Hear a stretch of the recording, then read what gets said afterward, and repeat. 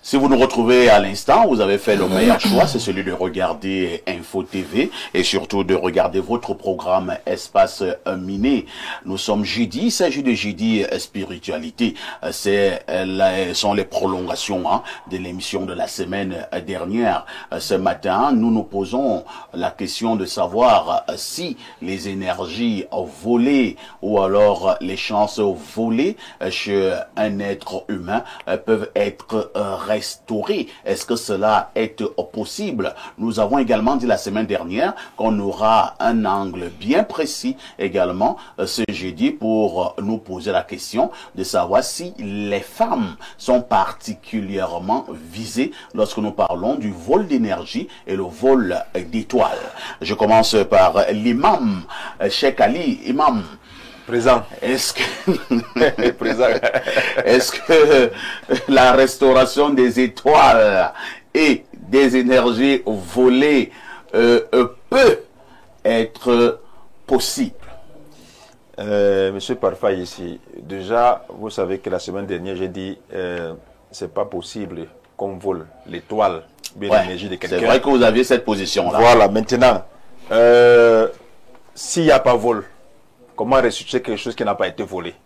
Déjà, première question, comment savoir qu'on a été volé? Parce que si on vole votre téléphone, vous saurez qu'on vous a volé, vous a volé votre téléphone. Maintenant, si Dieu vous a donné un certain nombre de grâces, comment vous saurez qu'on a volé ces grâces? En parlant d'étoiles, chacun d'entre nous a combien d'étoiles? Si quelqu'un vole 1 ou 2 étoiles, vous saurez comment qu'on a volé vos étoiles?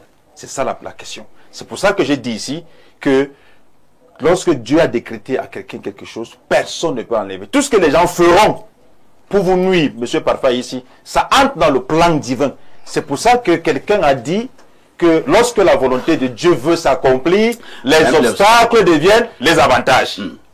Lorsque la volonté de Dieu veut s'accomplir, les obstacles deviennent les avantages.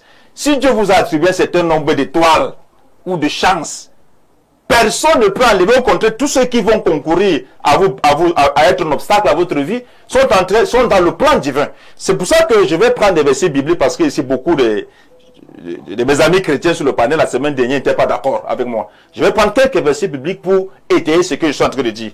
Lorsqu'on prend par exemple le livre d'Ésaïe chapitre 46 verset 10, il est écrit, Dieu dit, j'annonce dès le commencement ce qui doit arriver. J'annonce dès le commencement ce qui doit arriver. Et longtemps d'avance ce qui n'est pas encore accompli. Je dis, mes arrêts subsisteront et j'exécuterai toute ma volonté. C'est pour ça qu'il dit qu'on ne peut pas enlever l'étoile de quelqu'un, on ne peut pas arracher la chance de quelqu'un. Non. Au contraire, on peut user des pratiques mystiques, magiques, de sorcellerie pour nuire à la personne. Mais cela entre toujours dans le dessein divin. C'est pour ça que lorsqu'on prend l'exemple de tous les prophètes... Attends un peu. Donc, lorsque vous êtes victime de sorcellerie, ça entre dans le destin divin? Est-ce que vous savez que, papa, ici, chaque jour que nous sortons, Dieu nous préserve d'au moins 100 mots. Quand il dit mots, c'est M-A-O-X. Au moins de 99 mots, selon certains savants. Donc, ce qui vous arrive là, c'est rien. Et parfois, Dieu, à travers cet obstacle-là, vous préserve d'un bien. Par exemple, celui qui va en prison. Peut-être... Quand il est en prison, il se dit non, peut-être la prison est mauvaise pour lui. Mais peut-être à travers la prison, Dieu l'a préservé de quelque chose, d'un malheur qui serait plus pire que la prison à l'extérieur. C'est pour ça que la notion de bien et de mal est relative auprès de Dieu. Vous êtes de ceux qui pensent que tout ce que Dieu fait est bien. Bien sûr, puisque dans tout ce que Dieu fait, il y a une sagesse. Il y a un accident de la circulation. Ma femme meurt avec nos 6 enfants. On dira que tout ce que Dieu fait est bien. Est-ce que quelqu'un est éternel sur la terre? Personne n'est éternel. De toutes les façons, on va mourir. Le plus important, ce n'est pas la mort physique, mais c'est la mort de la foi. Très bien. Parce que tout le monde va mourir. Permettez-moi de prendre notre verset biblique. Parce que je veux que mes amis... Mais pourquoi vous ne prenez pas au niveau du Coran? Je peux prendre si vous voulez. Tout de suite. Mais vous avez seulement choisi la Bible. Parce que la dernière fois, mes amis chrétiens sur le panel se sont opposés. Donc je prends les versets bibliques juste pour les faire comprendre. Si vous voulez, je prends un verset coranique, ça ne dérange pas. Non, il n'y a pas de souci. Prenez là où vous voulez. L'imam de la modération. Lorsqu'on prend par exemple la sourate 54, verset 49, Allah nous dit, nous avons créé toutes choses avec mesure, vous savez, avec un décret. Nous avons créé toutes choses avec un décret. Et je chute avec cet adage que j'ai cité là. Lorsque la volonté de Dieu veut s'accomplir, les obstacles deviennent les avantages. Un obstacle pour un croyant n'est pas un mal. Non. Parce qu'il faut relativiser la notion de mal et de bien. C'est pas un mal, c'est une épreuve. Et ça avec le temps souvent qu'on comprend que non, il fallait que je passe par cette difficulté pour obtenir tel bien. Je reviendrai avec des arguments plus solides, Inch'Allah. Révérend docteur Efala, c'est vrai que nous n'allons plus entrer dans ce débat-là. L'imam, lui, il a sa thèse, hein, que cette affaire, on a volé l'énergie de tel, bien l'étoile de tel, ce sont des balivernes. Ça n'existe pas. Bon, moi je pense que vous êtes de ceux qui pensent qu'on peut effectivement voler l'étoile, bien l'énergie de quelqu'un.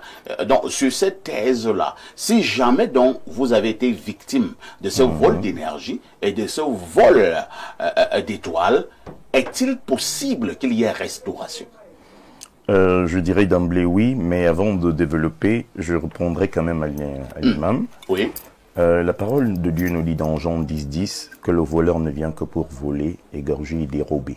Il vole quoi? Détruire. Et il vole ce que Dieu t'a donné. C'est la raison pour laquelle je vous ai dit la dernière fois que la Bible dit que Dieu a puni les anges qui n'ont pas gardé leur dignité.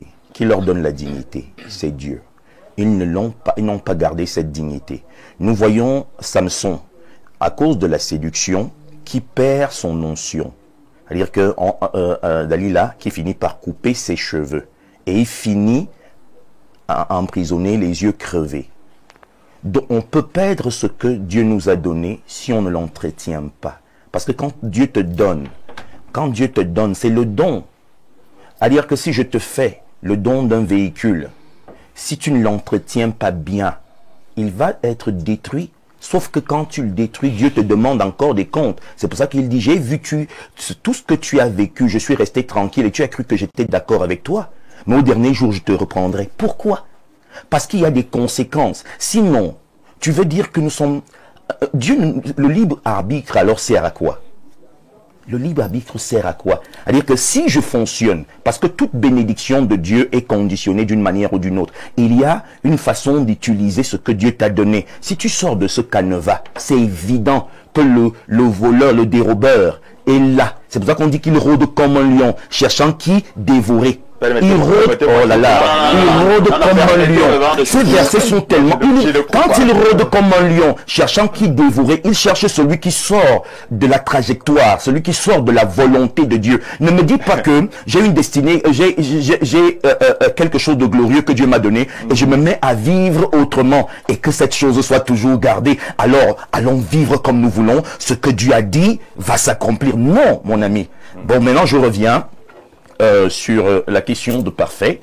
Parfait, je t'ai répondu d'emblée que oui. Pourquoi? Parce que Joël, je crois que Joël 2:2, la Bible nous dit que Dieu restaure les années que les Gazam, les Gélec, les sauterelles et les termites ont rongées. Et quand nous revenons dans le Nouveau Testament, la Bible dit que le Fils de l'homme, et là, c'est Jésus qui parle. Quand il dit le Fils de l'homme, en réalité, c'est qu'il prend notre place parce que quand Jésus se présente comme Fils de l'homme, c'est parce que il est devenu Fils de l'homme pour que nous devenions Fils de Dieu. Donc, il se place à la position de l'homme. Il dit le Fils de l'homme est venu sauver tous ceux parce que ce n'est pas que des hommes, tous ceux qui étaient perdus. Ça veut dire que je perds ma destinée parce que l'étoile ici, ce n'est pas bon. On dit les étoiles, mais s'il faut parler dans le sens spirituel, c'est l'étoile parce que c'est la destinée en réalité.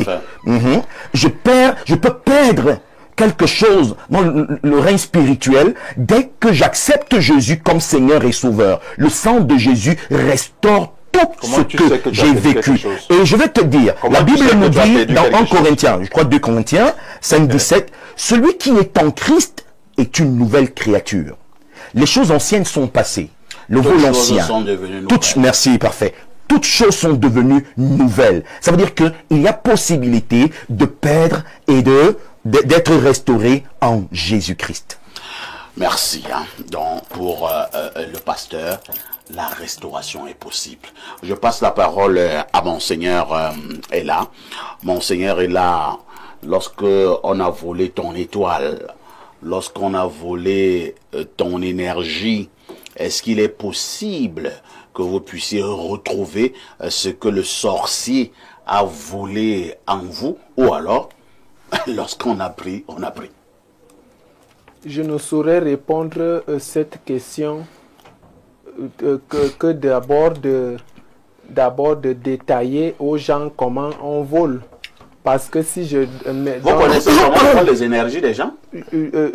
Si. Ah bon? Pour réparer. Parce que l'imam, lui, il doute qu'on puisse voler l'énergie de quelqu'un. Donc, si je réponds à la question sans toutefois montrer aux téléspectateurs comment on vole, je vais vraiment faire du mal. D'accord. Puisque je n'étais pas là la semaine passée, il fallait que je détaille comment on vole. Alors, on vole l'étoile de quelqu'un, l'énergie de quelqu'un, comment? Donc, maintenant, dans la métaphysique, il y a plusieurs manières de voler les étoiles des humains. Souvent, les sorciers utilisent beaucoup de stratégies. La première stratégie, ça peut être l'amour. Comme l'homme vole, c'est comme la femme vole.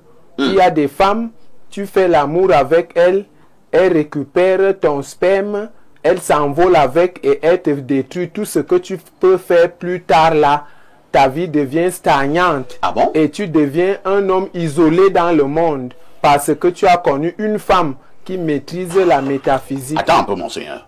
Moi, je m'en vais faire l'amour avec une femme. Je suppose que tu es en extase. Tu as pris du plaisir.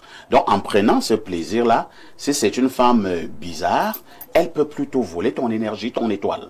Évidemment, pendant le rapport, les femmes qui maîtrisent la spiritualité volent les étoiles des hommes. Incroyable. Tout comme les hommes qui peuvent maîtriser aussi la spiritualité peuvent voler les étoiles des femmes en faisant l'amour et en offrant des grands cadeaux. Puisque donc, premier procédé de voler l'étoile des gens, c'est par le canal sexuel. Exact. Deuxième canal pour voler l'énergie et l'étoile de quelqu'un, c'est d'offrir des grands cadeaux qui sont au-delà. À peine un homme te connaît, tu n'as même pas encore fait des avances avec lui, il t'offre un véhicule sans toutefois travailler, des cadeaux excellents. C'est une manière de voler l'étoile. Donc l'autre manière, c'est la manipulation du cynisme, comme je l'ai dit tantôt quand je commençais l'émission. Ça, c'est une réalité qui se passe par des hautes dignités qui sont dans la spiritualité. Et ce qui se passe comme maintenant, les gens qui faufilent de mauvaises informations, qui veulent donner la peur aux autres hommes, qui veulent maintenir un certain nombre de débats pour canaliser les gens, mettre les gens dans la peur. Ce sont eux-là qui sont des gens voleurs d'énergie, puisque pendant qu'on captive ton idée, pendant qu'on captive ta psychologie, et tu deviens prisonnier, et quand tu es prisonnier, si tu commets un dégât, le dégât que tu peux commettre, si tu prends la machette, tu fends ton frère, le sang qui va couler, c'est celui-là qui a orchestré ce mouvement-là, qui prend cette énergie. Donc tout le désordre qui est commis par rapport à une mauvaise manipulation psychologique qui peut être, ça fait partie du vol d'énergie. Ça fait partie du vol d'énergie. Donc, cependant, Très bien. Maintenant, on a compris les procédés ou bien les manières. Oui, il y a aussi le vampirisme. C'est quoi le vampirisme? Il y a le vampirisme dont certaines personnes, quand ils s'envolent, ils sucent le sang des autres. Ah bon? Ils peuvent envoyer une mouche, comme j'ai vu la mouche faufiler dans le studio tout à l'heure. C'est une manière qu'une personne... C'est du vampirisme? C'est du vampirisme, puisque la mouche là, c'est une personne qui s'est transformée. Tout à l'heure, l'imam, je suis très sérieux. La mouche là. C'est la mouche qui faufile, c'est une personne. C'est une personne. Je n'ai jamais vu de mouche depuis que je viens ici. Mais cette mouche-là d'aujourd'hui, c'est le vampirisme d'une personne, puisque vous pouvez être là, Une mouche est en train de sucer votre sang. Attends, il y a quelqu'un sur le plateau qui pourrait faire ce genre d'exercice? C'est exactement, je ne vous mens pas. Je ne veux pas pointer du doigt. Je ne voudrais pas pointer du doigt. Donc la mouche d'aujourd'hui, c'est une personne qui est venue pour sucer les énergies. Alors c'est qui? Non, je veux savoir même qui. Non, c'est important. Il faut qu'il au village, vous pouvez être au village, vous voyez les mouches, vous sucez en désordre. Le sang que ces mouches transportent, c'est une manière de vampirisme et ces mouches partent laisser ce sang dans un endroit. C'est une manière de récupérer les énergies puisque la personne qui envoie ces mouches récupère votre sang et fait des choses, des pratiques. Maintenant, vous allez chuter, hein, parce que c'est même le but de cette émission ce matin. Est-il possible de restaurer une énergie ou bien une étoile qui a été volée? Alors, je vais bien répondre à la question parce que j'ai d'abord montré le côté négatif. Pour restaurer donc une étoile, la personne qui souffre qu'on a volé son étoile, je peux dire l'aura parce que c'est beaucoup plus l'aura. Le terme technique de ça, c'est pas l'étoile, c'est l'aura. Donc les gens volent les auras des autres puisque l'homme se mouvemente, l'homme réalise, l'homme s'épanouit à travers l'aura. En termes spirituels, c'est l'aura. Alors, lorsqu'on restaure l'aura, ce n'est pas la prière seule qui peut restaurer l'aura ou bien le jeûne. Parce que beaucoup d'hommes d'église font cette erreur de donner les jeûnes aux fidèles. Le jeûne, c'est pour la purification. Je ne dis pas que c'est mauvais. Le jeûne, c'est pour purifier le corps. Mais cependant, lorsque une personne souffre de ce vampirisme, de ces mauvais mots, il est bon d'accompagner un homme dans la nature et dans la prière. Parce que c'est grâce à la nature et la prière qui vont briser tous ces mauvais liens. Parce que le corps éthérique est enfermé dans des cadenas. L'homme ne se retrouve plus. L'homme, à chaque moment qu'il se lève, il a la peur. L'homme, tout ce qu'il réalise n'aboutit pas. En ce moment-là, vous avez recours aux travaux spirituels, au soutien spirituel, si je peux bien dire. Le soutien spirituel, c'est ça qui est votre véritable remède et la prière. C'est ça qui est votre véritable soutien. On passe la parole à Tot. C'est vrai que l'évêque a commencé déjà à le dire. Moi, je me disais simplement que ce sont certains hommes, des sorciers, qui passent le temps à sucer l'énergie de certaines femmes. L'évêque nous fait également comprendre qu'attention, c'est vice-versa. Il y a également des mauvaises femmes qui peuvent également sucer l'énergie de certains hommes. Alors, comment restaurer une énergie ou bien une étoile qui a été volée? Déjà, pour restaurer une énergie ou une étoile qui a été volée, il faut le savoir. Il faut savoir qu'effectivement l'étoile a été volée ou l'énergie a été volée. C'est vrai que sans toutefois t'interrompre, il y a l'imam qui ne fait que poser une question depuis là. Il pense que c'est une question vraiment très coriace. Il demande comment d'abord savoir que mon énergie ou bien mon étoile a été volée. Il pose une question très logique parce qu'il est religieux. Tu sais très bien que les religieux ne prônent pas la connaissance, ils prônent la foi et la croyance. Oui, ils prônent la foi et la croyance. C'est quoi la foi? L'adhésion aux choses qu'on ne voit pas. Les religieux qui sont d'accord avec toi. C'est ça, qu'on appelle la foi. Le révérend est... Donc quand on te dit aie la foi en Jésus, tu n'as jamais vu Jésus. Mais tu crois en lui. Aie la foi que Mohammed a existé et ce qu'il a dit est vrai, tu crois. C'est ça la foi. Donc la foi, c'est la croyance. Et où est située la croyance? La croyance est située au deuxième stade de l'expérience sensible. Le premier stade, c'est la sensibilité. Le toucher, la vue, le goûter et tout ça. Maintenant, la foi est située à quel niveau? Sur la base de ce que tu entends. On a dit que, le livre a dit que, tel livre a dit que. Mais est-ce que tu as expérimenté ça? Non.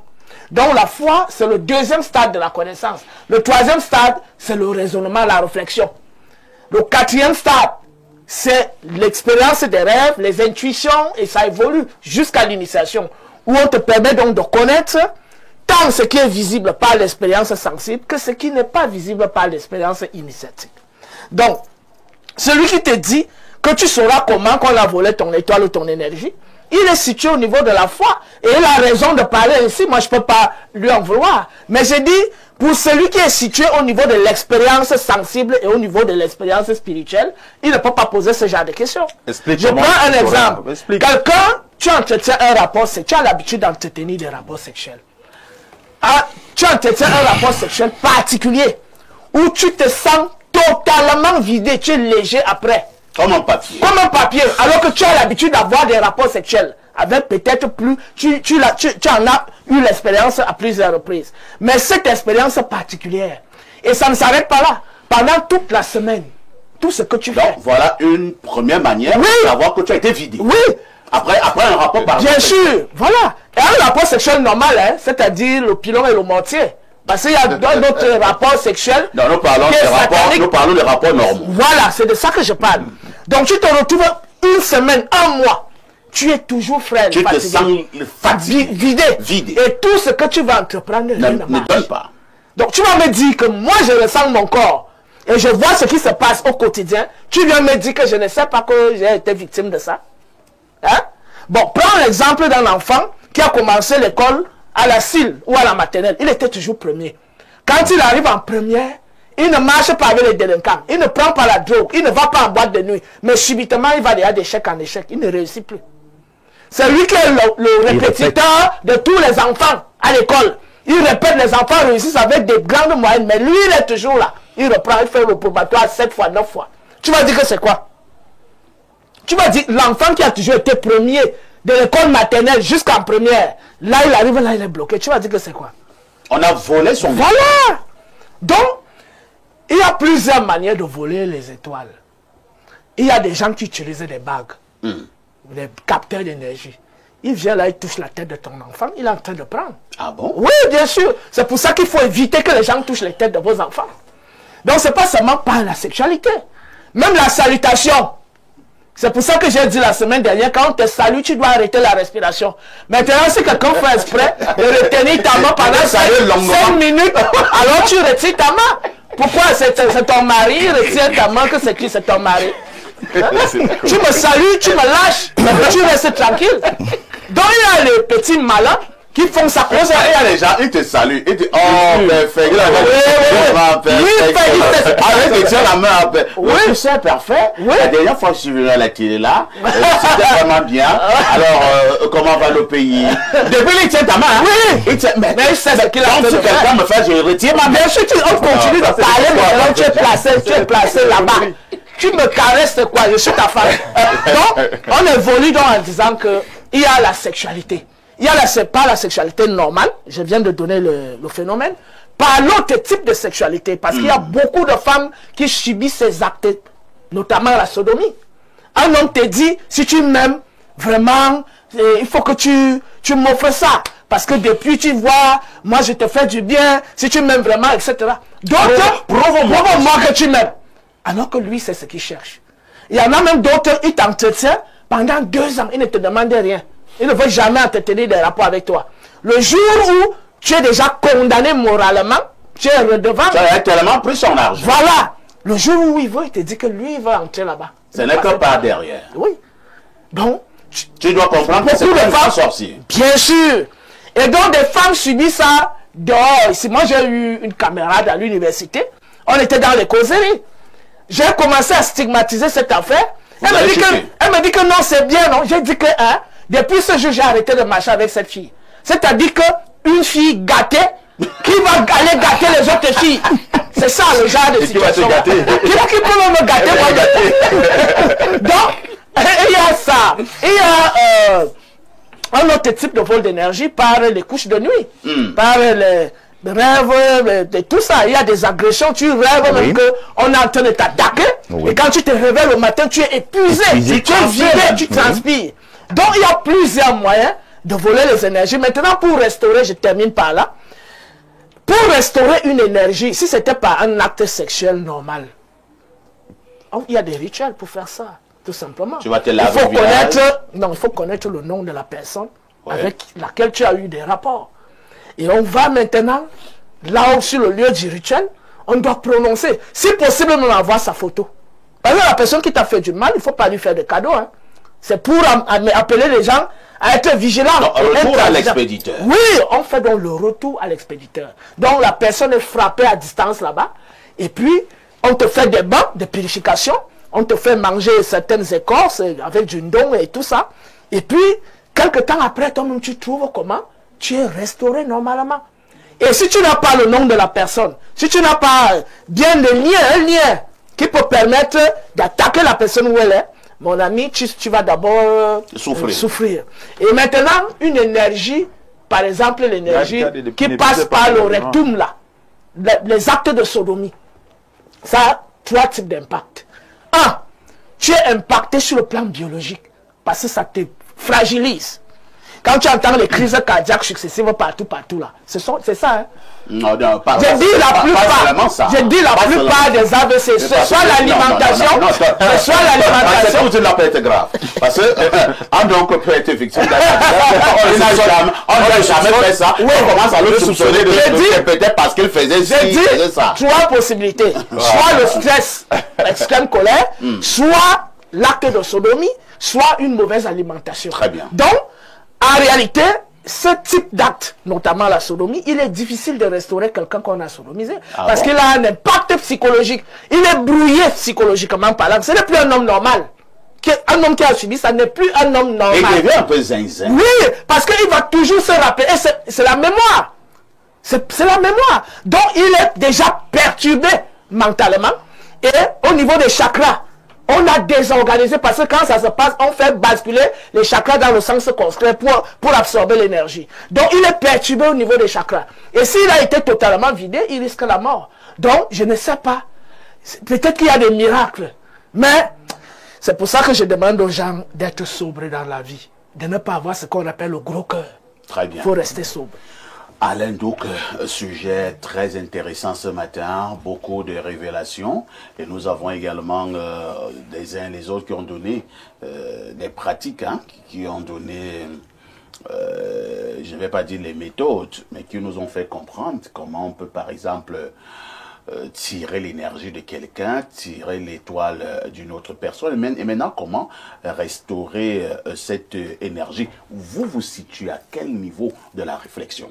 Non, ma position avait déjà été donnée et je la réaffirme en ce matin pour dire qu'en réalité, justement, on vole les énergies. Je m'explique, c'est simple à comprendre, c'est de la physique. Tel que nous sommes là, on peut adopter des dispositifs de physique qui permettent de voir qu'on peut retenir 3 choses de nous.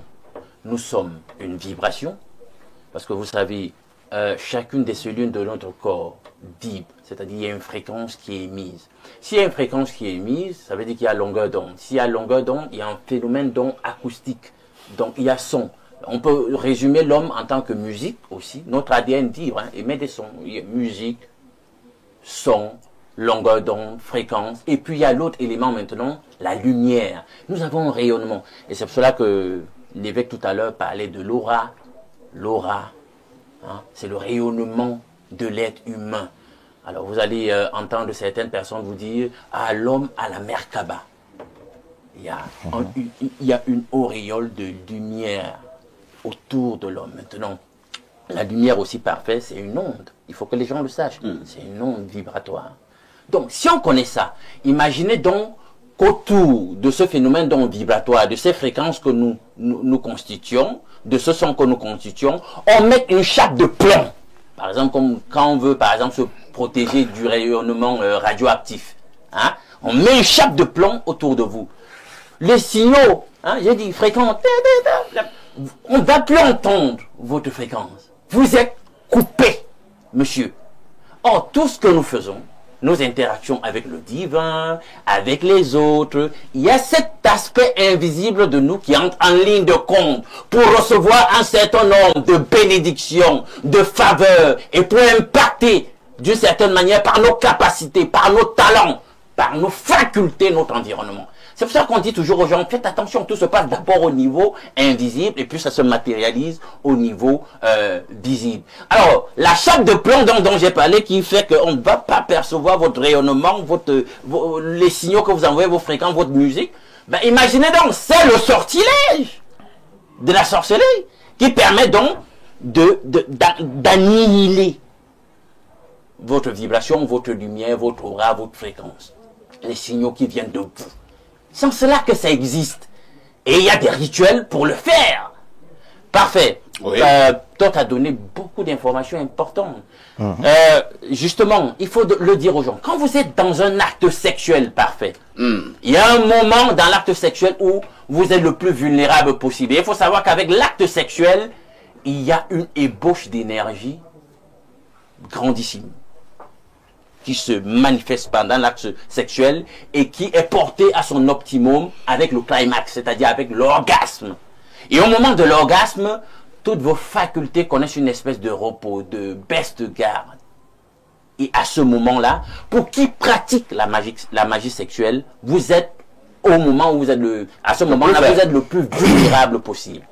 Donc, pour ceux qui maîtrisent dans la magie sexuelle, le tantrisme, etc., ces vampires énergétiques, comme quelqu'un utilisait le terme ici, à ce moment-là, au moment de l'orgasme, hommes comme femmes, qui sont des praticiens de ces choses, ils peuvent vous bider énergétiquement parfait.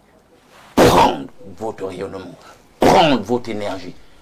Vous allez lire dans les livres d'histoire, par exemple, on va vous dire que les geishas ont pratiqué cet art, notamment chez les Japonais antiques.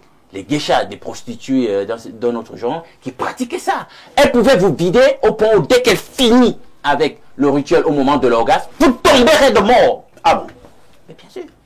Mais ça, c'était ce n'est pas du jeu. Des satanistes. Ce n'est pas du jeu. Mais le monde dans lequel nous vivons est totalement satanisé. Quand vous voyez quelqu'un, vous sentez qu'il y a du potentiel dans quelqu'un, mais ce potentiel ne s'épanouit pas. Il ne réussit pas. Il est dans l'inertie. Il stagne. Il est là, il passe son temps à victimiser. On a l'impression qu'il est une espèce d'enfant qui a un trésor entre les mains, mais qui n'arrive pas à s'épanouir et à décoller. Vous venez ici pour dire aux gens que, ben écoute, on ne vole pas la destinée des gens. Rien que l'histoire de la chute de l'humanité dans la Bible est une démonstration qu'on peut voler la destinée des gens. Vous pensez que notre destin en tant qu'humain allait être le même si Adam et Ève n'avaient pas péché au jardin? C'est des questions qu'il faut se poser. Maintenant, si tu trouves qu'il n'y a plus de temps, j'arrête le développement là pour dire comment on peut faire. Non, il y a beaucoup de choses à dire. Il faut arrêter. C'est pas le soutenant des thèses. Voilà. Bien, maintenant, donc, parfait. Comment on fait puisque la restauration? Je vais compléter. Toi, tu as dit des choses très intéressantes à tout le monde. Pour une fois. Oui. Vous avez tous dit des choses super intéressantes. Le débat a été enrichi. Je vais juste, ajouter quelque chose.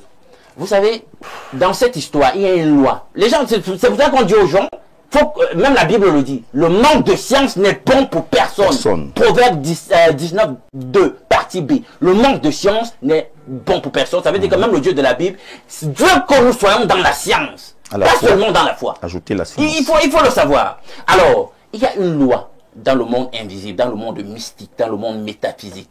Ce que vous n'avez pas ordonné, ce que vous n'avez pas consenti, qu'on vous prenne, vous pouvez le plus facilement le reprendre. Parce qu'il faut votre consentement. Et c'est pour ça que vous allez voir, puisque le monde est gouverné, par exemple, je l'ai toujours dit, parfait, tu le sais, depuis qu'on se connaît, je passe autant parfois dire sur tes plateaux, le monde tel que nous le voyons même politiquement, il est gouverné par l'occulte. C'est pour ça que vous allez remarquer que les gouvernants de ce monde aiment instrumentaliser le mensonge pour avoir le consentement des gens. Il faut ce consentement pour que ça marche. Et même s'il faut donc vous manipuler, vous mentir, pour que vous donniez votre consentement, il faut qu'on en arrive là, vous consentiez et le rituel marche. Alors, si on n'a pas eu votre consentement, il est facile. Une bonne prière, vous remettez à Dieu, vous invoquez, vous ordonnez au nom de Jésus-Christ, le retour de ce qui vous a été volé, ça revient. Vous pouvez de même travailler sur... Ça fait ritot. Ça fait ritot, dès qu'on dit Jésus, ça fait ritot. Je dis autre chose. Si vous ne croyez pas à Jésus, parce que Jésus, le Dieu souverain, lui, il le fait, vous travaillez sur vous. Ça aussi, il faut avoir cette science. La science de l'énergie, des vibrations. Compris, hein. Pour reprendre ce qui vous a été très bien. Vous pouvez voir magnétiseur. Et toi, c'est que je dis. Alors, repartons rapidement au niveau de notre messagerie. Bonjour, perfecto. Je veux le numéro de Monsieur Tot. C'est Lynn. Ah, Lynn. Vous avez le nom d'une femme que je connais bien. Ah, la grande. Alors, appelez après l'émission, hein, on va vous donner le numéro de Tot. Alors, prenons d'autres contributions. Parfait, le modérateur aux étoiles et énergie restaurée. Ah, ça c'est vrai, hein. nous voyons sur notre écran cette mouche dont parle Monseigneur. Et celle-ci dérange Dr Todd. Moi, mais c'est pas vraiment